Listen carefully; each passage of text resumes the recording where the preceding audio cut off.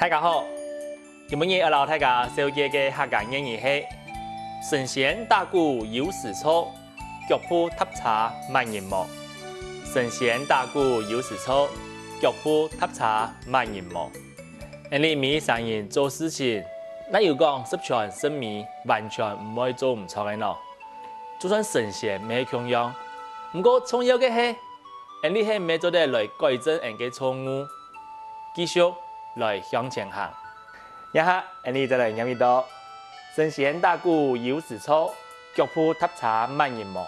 神仙打鼓有時錯，腳步踏差麼人無。客家諺語小記到廿位，希望大家嘅收看，按知識，將來了。